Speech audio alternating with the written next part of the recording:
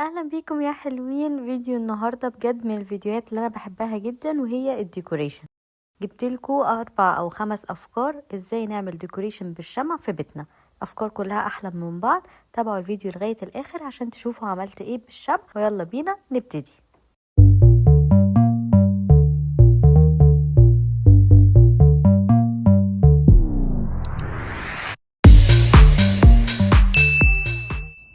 الفيديو ده انا عاملاه للناس اللي بتحب الديكوريشن، او لو انت عروسه جديده وعايزه تعملي افكار في بيتك تكون البادجت بتاعتها مش عاليه ومش غاليه خالص، او لو عايزه تجددي في بيتك بحاجات بسيطه جدا وعندنا كلنا، زي مثلا الفازات دي عاده بيتجيلنا فيها ورد وبتبقى كده محطوطه على جنب في البيت وملهاش اي لازمه. فالنهارده هوريكم ازاي نستفيد منها ونعمل بيها ديكور حلو وشكله فعلا شيك في البيت. الصغيرة دي شكلها حلو قوي وفيها زي احجار كده، بس زي ما انتم شايفين كده لما تراب ومحتاجين نغسلهم كويس. تاني واحدة فيها ورد مجفف. على فكرة الفيديو الجاي هعلمكم ازاي تجففوا الورد. واخر واحدة دي نظيفة، يعني ما فيهاش حاجة من جوه، بس محتاجة طبعا تتغسل. كده احنا عندنا التلاتة، تعالوا نغسلهم ونبتدي بقى نشتغل واوريكم هنعمل ايه. هنبتدي اول حاجه نغسل الجارز دي كلها من جوه ومن بره ونتاكد ان مفيهاش ولا نقطه فتفوته تراب.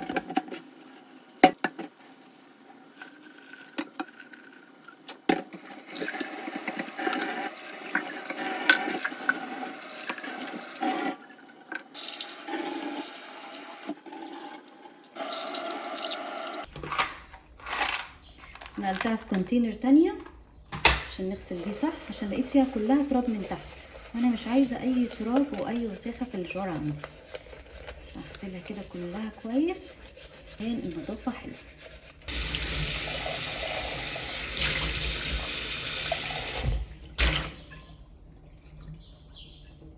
تمام، يلا بينا. بصوا انا عملت ايه، نقعتها فاكره ان لونها وحش ان هي متطربه، طلع ان هي اصلا لونها كده. يعني دي حاجه في الطفول نفسها، هو الستايل بتاعها كده. حلو مش وحش، دي عجباني جدا. هنعمل ايه بقى؟ هنبتدي نرجع الطوب الصغير ده تاني في الجار ونفرشه كده تحت خالص. ممكن نزود عليه صدف، ممكن نزود عليه ورد، ممكن نزود عليه اي حاجة انتوا حابينها، بس انا بحب الحاجة تبقى سيمبل على قد ما اقدر. عندي ليكم مفاجأة، كملوا الفيديو ده لغاية الاخر، واخر الفيديو عندي مفاجأة حلوة جدا وخطيرة، فعايزاكم تتابعوا الفيديو لغاية الاخر عشان تقولولي رأيكم. بصوا بقى زي ما انتوا شايفين انا حطيت اللي هو الطوب الصغير ده، وبصراحة كنت هحط شوية من الصدف، بس قلت الصدف خليها للجارز الكبيرة او الفازات الكبيرة اللي عندي. هبتدي احط اللي هو الورد ده. انا ده عاملاه ديكوريشن، ممكن ان انا احط فتيل ويبقى بيتشغل عادي بيستعمله، يعني بنولعه، وممكن زي ما انتوا شايفين كده الديكوريشن. حاسه ان مستوى الميه قل شويه، فممكن ازود الميه. الميه اللي هنا دي نزودها كده، تهيألي كده حلو قوي كفايه.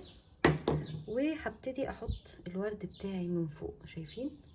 مثلا دي احطها هنا، هو هيطفو مش هيغوص، فاهميني؟ وشايفين مثلا دي احطها هنا كده، اوكي. وبرده الورد اللي هو الحجم الصغير ده يتحط كده. دي لازقه في بعض فبس هكسرها،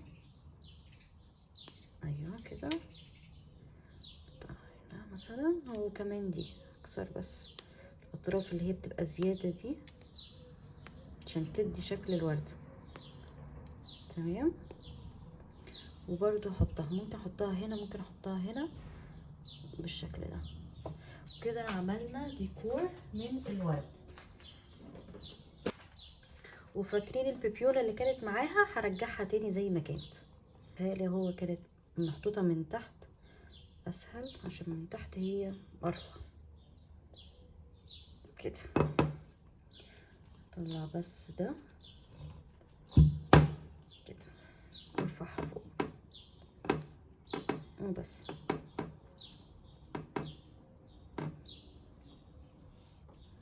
ده الفيرست ديكوريشن. وزي ما قلت لكم ممكن نخلي الورد بفتيل، ندخل الفتيل فيها وبنولعه، او ممكن نسيبه كده زي ما هو. وده كان اول شكل عندنا. هندخل بقى على تاني شكل وهو بالصدف بتاعة البحر. لو انتوا دلوقتي في الساحل او في اي مكان قدام البحر، انصحكم تجمعوا شوية صدف زي ما انا عملت كده، وتاخدوا رملة البحر. انا مش عارفة ازاي نسيت رملة البحر، دي حاجة مهمة جدا. يعني تاخدوا حبة حلوين كده عشان نحطهم في الجارز. تعالوا اوريكم الكولكشن اللي انا جمعتها وقد ايه طلعت معايا تحفة. طبعا انا كنت بنقي الكبير، نقيت شوية صغير بس ما استعملتوش في الفيديو ده، ان انا كان كل تركيزي على الحجم الكبير. انا عايز الحجم الكبير بس. فتعالوا اوريكم الاحجام اللي انا لقيتها.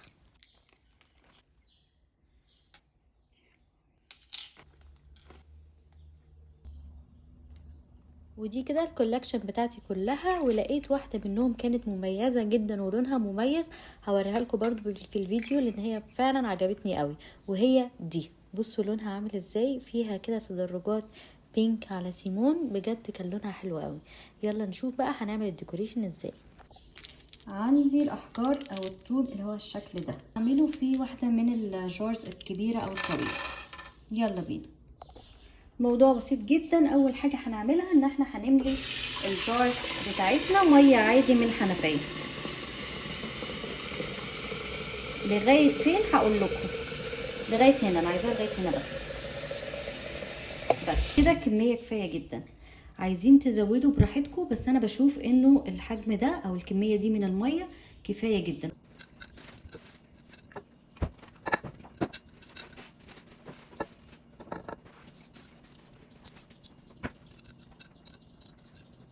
زودت الميه شويه عشان كنت حاسه ان هي قليله، وبعدين هبتدي بقى اخد الصدف وارصه تحت. انا مش حاطه شكل معين في دماغي، فبرص كده اللي هو اي حاجه، مش شرط يعني شكل معين، المهم يديني الشكل الحلو ده تحت.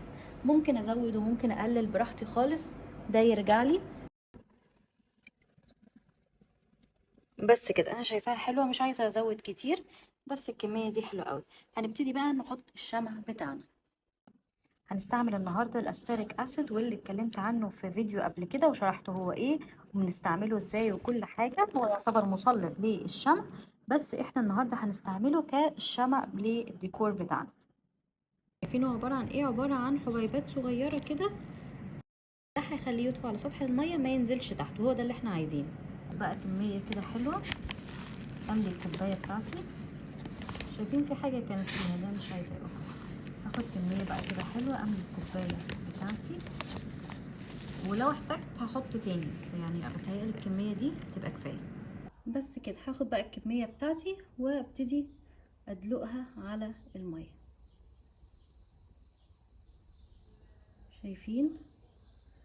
براحتكم خالص وبالراحة. ممكن ازود الكمية لو انا محتاجة ازود الكمية شوية، فهحط دول كمان واوزعهم ميلي كده في النص، علشان لما احط الفتيل يبقى الموضوع عندي ايه براحته. تمام. تعالوا بقى نحط الفتيل بتاعنا. هناخد فتيل احنا اوريدي مشمعينه، يعني حاطينه في الشمع، وهنبتدي نقصه كده حتت صغيره علشان نحطه جوه الجار بتاعنا. وهنا قصرته زياده عن اللزوم، يعني كان المفروض ان انا اطوله شويه عن الطول ده. كل ما كان اطول كل ما كان احسن، عشان وانتوا بتحرقوا ما تضطروش ان انتوا تغيروه كل شويه. اوكي. فدي كانت مشكله عندي في الفيديو، بقول لكم اهو قبل ما تعملوها طولوا الفتيل بتاعكم شويه. هوزع بقى الفتايل بتاعتي كده جوه الجار بتاعي، وهو ده الشكل النهائي عندي. بجد طلع حلو جدا، وانا كنت بشوفه كتير قوي الشكل ده على تيك توك وعايزه اعمله، فاخيرا عملته اهو. فعلا طلع بالنسبه لي انا شكله حلو. قولوا لي برضو رايكم في الكومنتس. وده كان تاني شكل. تعالوا نروح للشكل اللي بعده اللي هو تالت شكل. هنجيب بقى الجار اللي بعده. زي ما انتوا شايفين انا مش ملياه كله ميه، يعني ملياه لغايه ربعه. اوكي، عشان عايزه يبقى في فرق ما بين الجار ده والجار التاني، يبقى ده نص مليان كده والتاني يبقى مليان لغايه فوق. عايزين بس الكميه لغايه هنا. احط كل الصدف بقى اللي موجوده عندي، كل الصدف اللي عندي هقوم حطاها هنا. يلا بينا. شايفين كده من بعيد كميه الميه اللي انا هحتاجها تعتبر مش كتير. ليه انا مش حاطه كتير؟ علشان ازود الصدف والصدف يبان عندي في الجار. ابتدي بقى احط الصدف كله بجد شكله حلو قوي، وانا من الناس اللي بتحب اصلا الصدف. طبعا زي ما شايفين انا بحطه بطريقه عشوائيه، مش ببقى حاطه يعني شكل معين في دماغي، بقوم حاطاه بطريقه عشوائيه وبعدين ببتدي بقى اقوم مظبطه شكله في الاخر.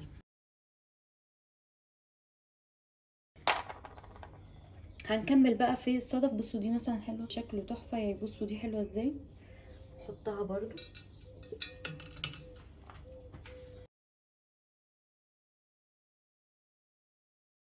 دول عاجبني قوي بصراحه.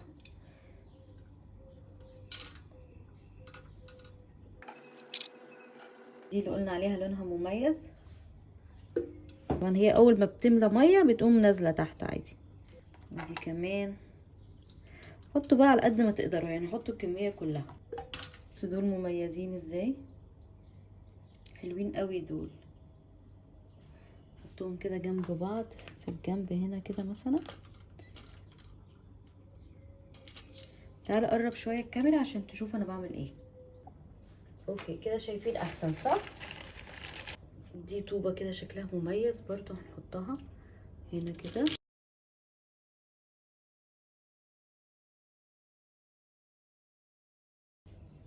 اكتشفت ان انا حبيته فتقريبا جايبه منه كتير اهو. فتعالوا برضو نحطه هنا ونحط هنا فوق كده برضو كده في الجنب. في برضو الورد الصغير ده احنا ممكن نحطه جوه، ممكن ناخد الرمل بتاع البحر ونحطه برضو، هيدي شكل حلو. بس انا شايفه كده ان انا ده الشكل اللي انا عايزاه، فمش عايزه ازود فيه. يلا بينا نحط الشمع بتاعنا. ممكن نستعمل برضو الشمع ده الرملي نفس الفكرة الأولاني على أساس تكون اتنين شبه بعض محطوطين، وممكن نعمل فكرة تالتة خالص واللي هي دي. ممكن بقى نكون جايبين شمعة الوردة بأي لون عندنا.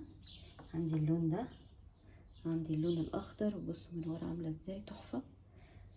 وعندي اللون ده المشمشي. اوكي نجيبه بأي لون ونقوم حاطينها جوه الجار بالطريقة دي. تهبط شوية عشان هي تقيلة غير الشمع التاني، بس هتعوم برضو فوق. شايفين هي هتطفو، ما تقلقوش مش هتقع. نفس الكلام في ده، هما ده عشان وزنهم اخف فطبعا طافيين وباينين. هنا نفس الكلام اهو. وكده نكون عملنا 3 اشكال وزينا بيهم الشمع. الشكل الاولاني اللي هو الورد بالجار الصغير وبرده فيه ميه. الشكل التاني الصدف تحت والوردة فوق. ممكن نختار اي لون يعني، مش شرط اللون ده. وتالت واحد اللي عملناه الصدف من تحت والشمع الرملي من فوق. قولوا لي ايه رايكم، اكتبوا لي في الكومنتس لو هتعملوهم ولا لا. في شكل تالت هوريهولكوا، بس حبيت قبل كده اوريكم ازاي بنغير الفتيل بطريقة سهلة جدا. بناخد ملقاط ونشيل الجزء السايح ده ونحط بداله فتيل تاني. فرضنا ان انتم مش عايزين تستعملوا ميه خالص، ممكن بقى نعمل ديكوريشن سهل جدا. ان احنا نجيب التeddy بير بتاعنا ونجيب برضو الشمع الرملي اللي اتفقنا عليه. بس المره دي انا هعمله ابيض خالص. انتوا عارفين ان انتم ممكن تلونوه ها، بس انا عايزاه يبقى ابيض علشان انا اوريدي الديكور بتاعي الكانفا دي. وهبتدي بقى ازود في الكوبايه بالطريقه دي.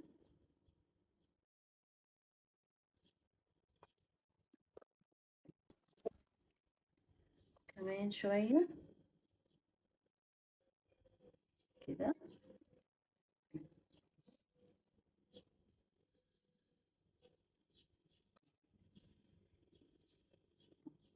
احط الشمعة بتاعتي في النص بالطريقة دي وبس.